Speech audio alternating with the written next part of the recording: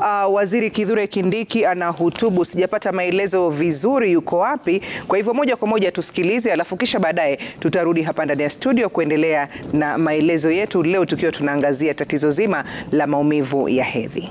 Arrangement between Kenya and the United Kingdom, which has defined our areas of cooperation in the matters of the security of our two countries.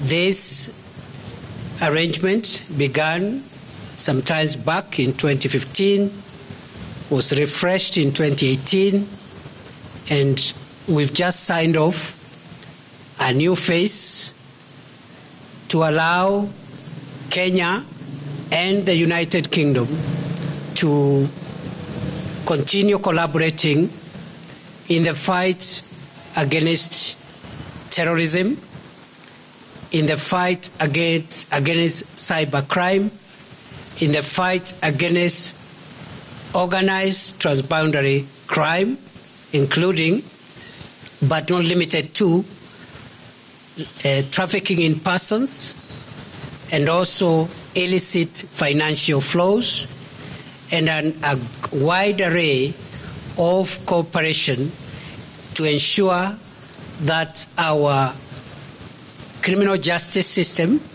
is able to help the country to be stable and safe for all our citizens and all other people who are lawfully in our country. I am happy, therefore, to confirm that we have signed a renewal of the joint security compact between Kenya and the United Kingdom. I want also to confirm that we have looked at possibly expanding the areas of cooperation under the compact, and one of the things that is an outcome of what we have just signed off is that we have identified the need to strengthen the flow of illicit financial activities and to be able to rein in on money laundering and the financing of terrorism and other illegal activities. Other than that, we have also signed a letter of intent for cooperation between Kenya and the United Kingdom in information sharing with regard to maritime security. And therefore, going forward, our teams will be finalizing on the action plan so that our two countries can collaborate in enhancing maritime security by sharing information and learning from the experiences of each other. Other than that, we have also been able to sign off this morning a framework or an agreement for cooperation in the area of training of our National Police Service. And we are going to develop a detailed action and activity plan to ensure that we leverage on the long experience of the United Kingdom to be able to support Kenya to enhance our policing capabilities. Already that collaboration has been going on, but we want to escalate it into a new and fresh level and also to tailor it to be able to respond to the ever-changing security challenges that Kenya is facing. And therefore, that training support is a welcome support because as Kenya, we have decided that we are going to have a two-pronged approach to our policing. And the one approach will be to continue strengthening the ordinary day-to-day policing activities But at the same time, we want to continually develop the capacity of our tactical specialized units within the National Police Service that help us to combat, to detect, and also combat complicated and sophisticated criminal activities, including the cattle rustling and banditry, terrorism, and also money laundering. And therefore, the support that is being given to the tactical arms or units within our National Police Service will go a long way in enhancing Kenya's preparedness to ensure that we have a stable country which is good for our citizens and to all other people who are within our territory. I also want to make 2-3 other remarks before I invite my counterpart to make his remarks. And firstly is to say that the friendship between Kenya and the United Kingdom is long-standing, it is entrenched, and it is long-term. We appreciate what the United Kingdom has done to support Kenya on the basis of mutual respect and reciprocity over the years. And we have no reservations whatsoever to work our way out and to make sure that we sustain this relationship so that the people of our two countries can enjoy shared prosperity even as we look into the future. Secondly, the remark I wanted to make is just to emphasize and underscore that the United Kingdom has remained a key partner for Kenya in the area of the fight against corruption and the fight also against illicit financial flows as well as money laundering.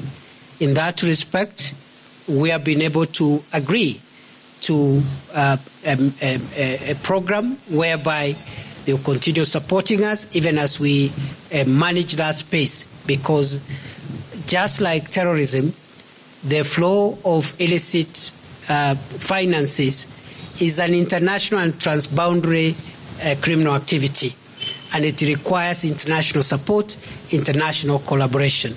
Lastly, in the past, present, and in the future, the United Kingdom is also supporting Kenya to ensure that we remove the threat of a cyber, the threat of that comes through the cyberspace, and therefore we want to commit ourselves to ensure that over and above the framework documents that have been signed, we are going to rapidly develop action plans, which should be concluded in the next 2 weeks or so that we can have this program running into the future, making sure that our countries are